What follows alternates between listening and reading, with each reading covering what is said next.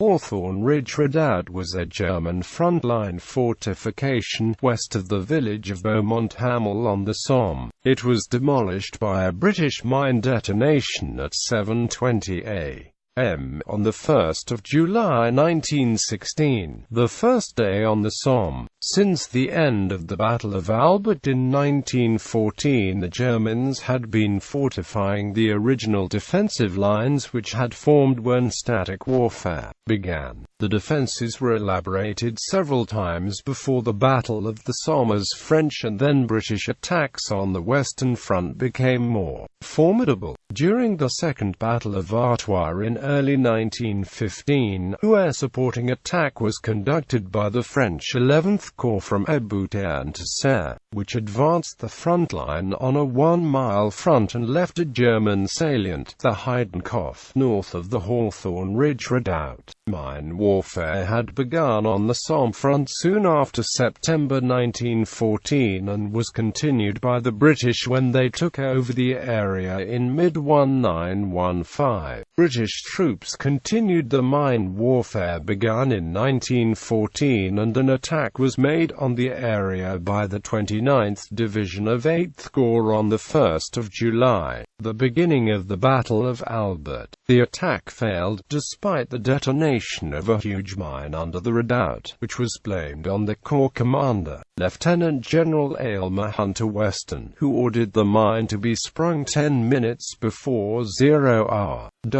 The Hawthorn Ridge mine was part of a series of 8 large and 11 small mines that were detonated by the British on the 1st of July. A second attack on the 13th of November by the 51st Division during the Battle of the Ancre succeeded, after British engineers reopened the gallery dug before the 1st of July and reloaded the mine with 30,000 pounds of explosives, which created a double crater. This time the attack began from a trench 250 yards from the German lines, half the distance of the 1st of July. The Highlander advance was shrouded by fog and was supported by tanks, an accurate creeping barrage and machine guns firing over the heads of the infantry. The machine gun barrage caught German troops in the open and the Highlanders captured Beaumont Hamel and took 2,000 prisoners. Background: 1,915 The 26th Reserve Division of the 14th Reserve Corps arrived on the Somme in late September 1914, attempting to advance westwards towards Amiens. By the 7th of October, the advance had ended and temporary scrapes had been occupied. Fighting in the area from the Somme north to the Ancre subsided into minor line-straightening attacks by both sides. Underground warfare began on the Somme front, which continued when the British Expeditionary Force took over from the French Second Army at the end of July 1915. Miners brought from Germany, late in 1914, tunneled under Beaumont Hamel and the vicinity to excavate shelters in which infantry companies could shelter and against which even heavy artillery could cause little damage. On New Year's Eve 1915, a small mine was sprung under Redden Ridge north of Beaumont Hamel, followed by German mine explosions on 2, 8 and the 9th of January. British mines were blown on 16, 17 and the 18th of January, and both sides sprung mines in February. The Germans then dug a defensive gallery parallel to the front line to prevent surprises. On the night of 6/7 April, a German raid by 2 Battalion, Reserve Infantry Regiment 119 took place near Wye Ravine, against the 2nd South Wales Borderers of the 29th Division, and caused 112 casualties, for a loss of 3 killed and 1 man wounded. A big raid by the British on the 30th of April was seen by alert defenders and repulsed by small arms fire and artillery as soon as it began. A report by the local German commander showed that the preparations for the raid had been noticed a week before the attempt. On the Somme front, a construction plan of January 1915, by which Falkenhayn intended to provide the Western armies with a means to economize on infantry, had been completed. Barbed wire obstacles had been enlarged from one belt 5 to 10 yards wide to two belts 30 yards wide and about 15 yards apart. The front line had been increased from one trench to three, 150 to 200 yards apart, the first trench to be occupied by sentry groups, the second to accommodate the front trench garrison, and the third trench for local reserves. The trenches were traversed and had sentry posts in concrete recesses built into the parapet. Dugouts had been deepened from 6 to 9 feet to 20 to 30 feet, 50 yards apart and large enough for 25 men. An intermediate line of strong points about 1,000 yards behind the front line had also been built. Communication trenches ran back to the reserve line, renamed the second line, which was as well built and wide as the first line. The second line was built beyond the range of Allied field artillery, to force an attacker to stop and move field artillery forward before assaulting the line. After the Second Battle of Champagne in 1915, a third line another 3,000 yards back from the Stützpunkt was begun in February 1916 and was nearly complete on the Somme front by the 1st of July. Divisional sectors north of the Albert Bapaume Road were about 3.75 miles wide. German artillery was organized in a series of Streifen. A telephone system was built with lines buried 6 feet deep, for 5 miles behind the front line, to connect the front line to the artillery. The Somme defenses had two inherent weaknesses which the rebuilding had not remedied. The front trenches were on a forward slope, lined by white chalk from the subsoil and easily seen by ground observers. The defenses were crowded towards the front trench, with the regiment having 2 battalions near the front trench system and the reserve battalion divided between the Stützpunkt and the second line, all within 2,000 meters of the front line, accommodated in the new deep dugouts. Prelude. German defensive preparations. The headwaters of the Ancre River flow west to Hamel through the Ancre Valley, past Miramont, Grandcourt, Beaucourt and Saint-Pierre-de-Vienne. On the north bank pointing southeast lie the Auchenvillers-Spur, with a lower area known as Hawthorn Ridge. Beaucourt-Spur descending from Collincamps and Grandcourt-Spur crowned with the village of Serre. Shallow valleys link the spurs, and the village of Beaumont Hamel lies in the valley between Auchenvillers and Beaucourt Spurs.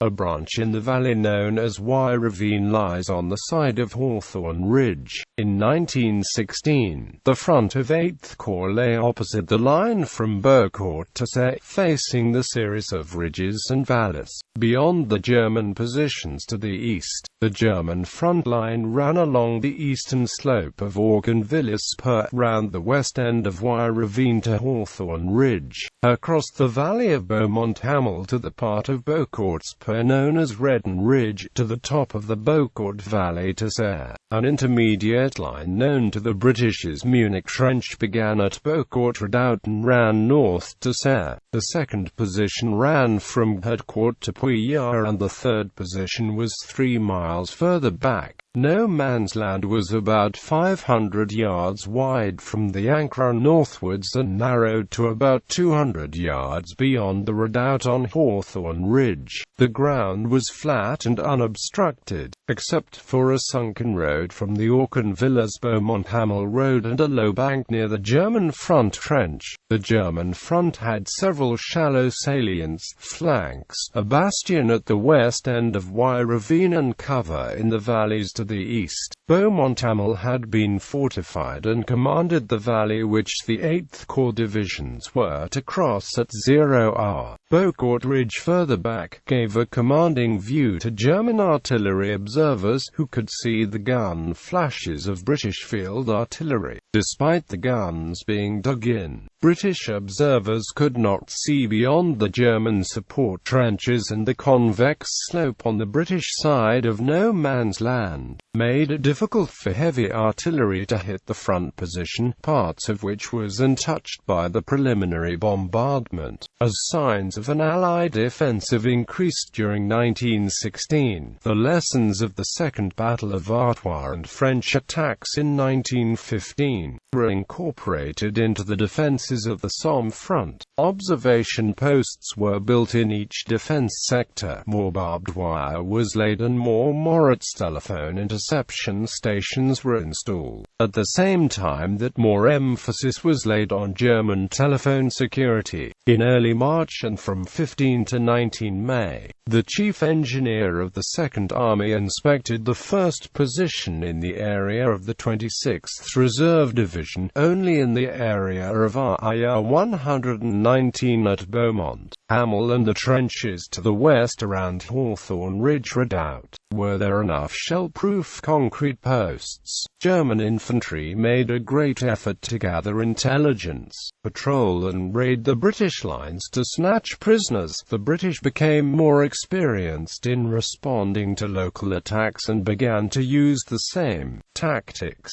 In May, Somme wrote that at least 10,000 rounds of artillery ammunition were necessary to ensure the success of a raid. On the night of 10-11 June, a raiding party of RIA-119 failed to get forward when the German artillery fired short. British offensive preparations. Special arrangements were made by the 29th Division to capture Hawthorn Ridge Redoubt. 3 tunnels were dug under no man's land, 1 to be a communication trench to the sunken lane, and 2 dug to within 30 yards of the German front line, ready to be opened at 2:00 a.m. on the 1st of July, as emplacements for batteries of Stokes mortars. The 252nd Tunnelling Company had dug a gallery for about 1,000 yards from the British lines, about 57 feet underground beneath Hawthorn Ridge Redoubt on the crest of the ridge, and charged it with 40,000 pounds of ammonal. The 8th Corps commander, Lieutenant General a.m.on Weston, wanted the mine to be sprung 4 hours before the offensive began, so that the crater could be captured and consolidated and the alarm on the German side would have died down. On the 15th of June, the 4th Army Headquarters ruled that all mines should be blown no later than 8 minutes before zero, but an unsatisfactory compromise was reached with Hunter Weston to blow the Hawthorn Redoubt mine 10 minutes before 0 hour. An earlier detonation of the 8th Corps mine was thought to divert German attention to the north bank of the Ancre, which would help the attacks of 10th Corps and 15th Corps further south, where failure would have a worse effect. Opinion in the 29th Division was that time was needed for the debris from the Great Mine to fall to earth, although it was demonstrated that all but dust had returned to the ground within 20 seconds. Firing the mine early retained the plan to occupy the crater early, but it required the heavy artillery bombardment of the redoubt and adjacent trenches to lift during the assault.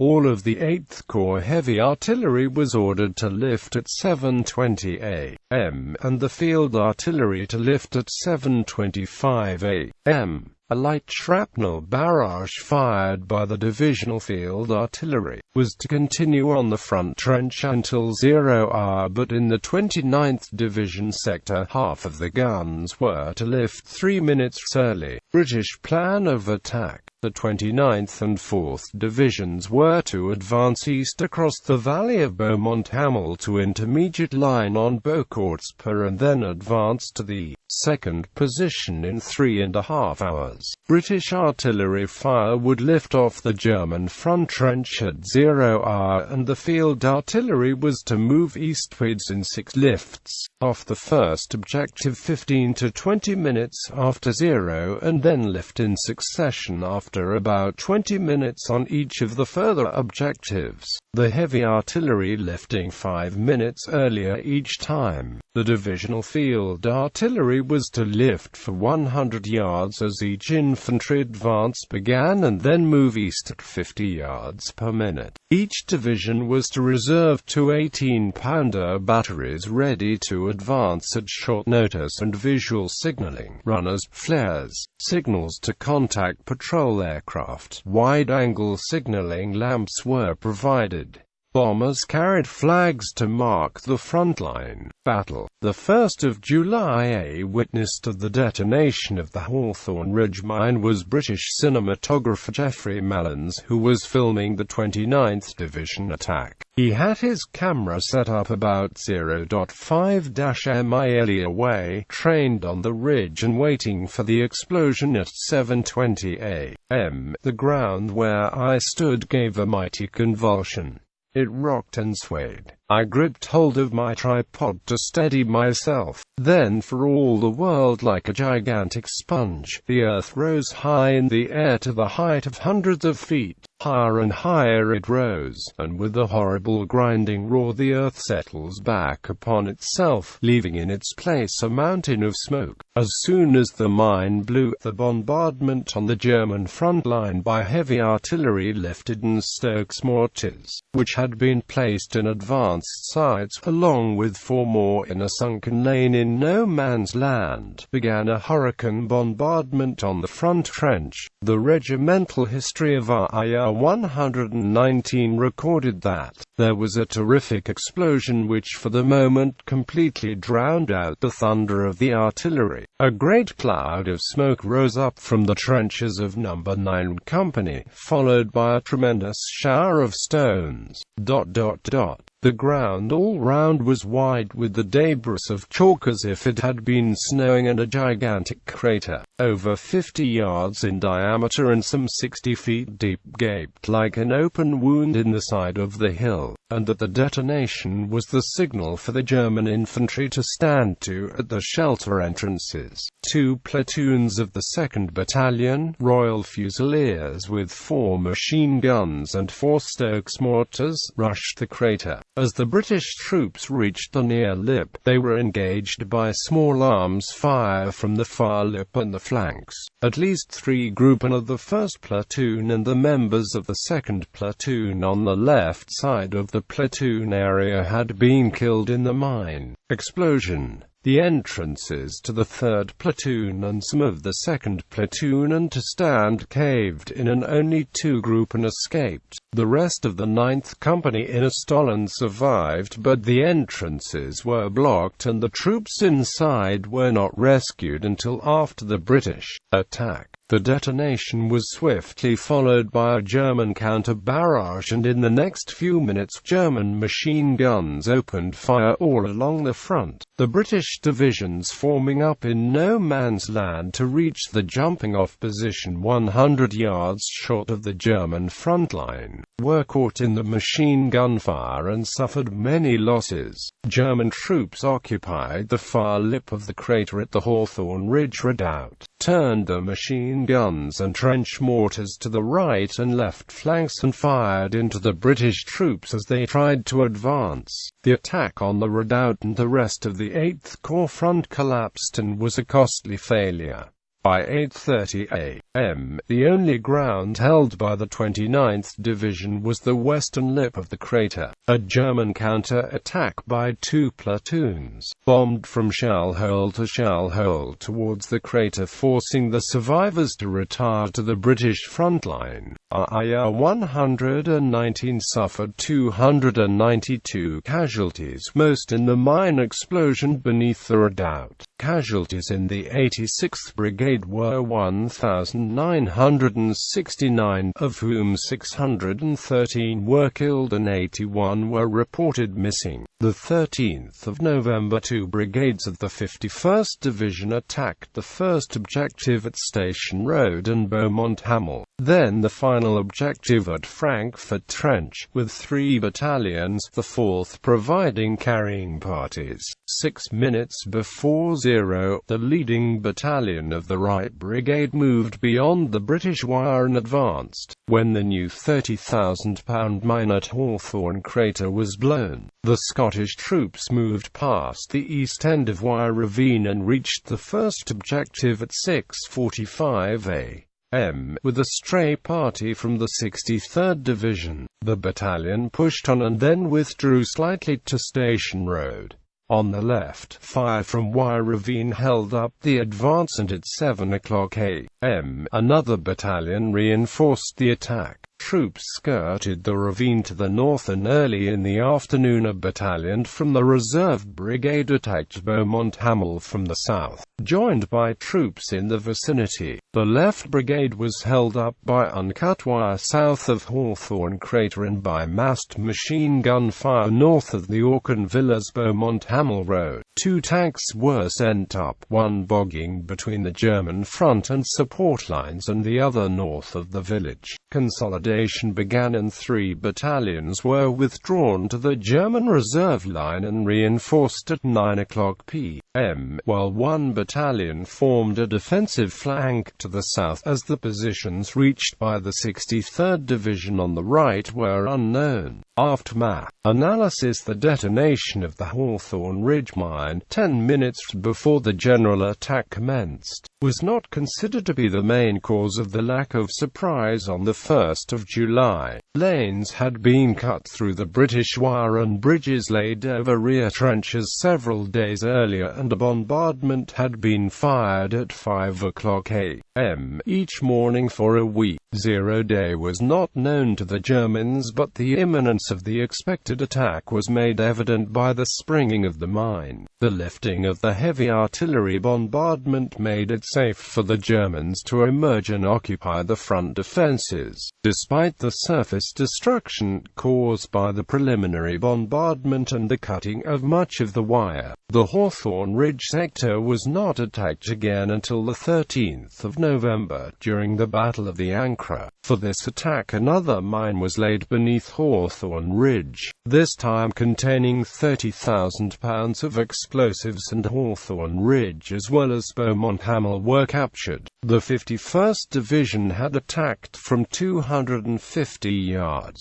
obscured by fog and supported by tanks, a creeping barrage and a machine gun barrage, which caught German infantry in the open, and the Highlanders took 2,000 prisoners. An analysis by the German First Army concluded that the positions were lost because of weeks of bombardment, part of which was from the flank and rear of the position, although the original deep mine dugout survived. The British fired a hurricane bombardment each morning to lull the defenders with familiarity, and the attack began in the morning after a short period of drumfire. Fog reduced the effect of the German counter-barrage, and the front-line infantry were left to repulse the first attack. The 12th Division was severely criticized, and the number of recruits from Polish Upper Silesia was blamed. Troops had been slow to emerge from cover and were overrun, no initiative being shown by unit leaders of the divisional command, which failed to act until the First Army headquarters intervened.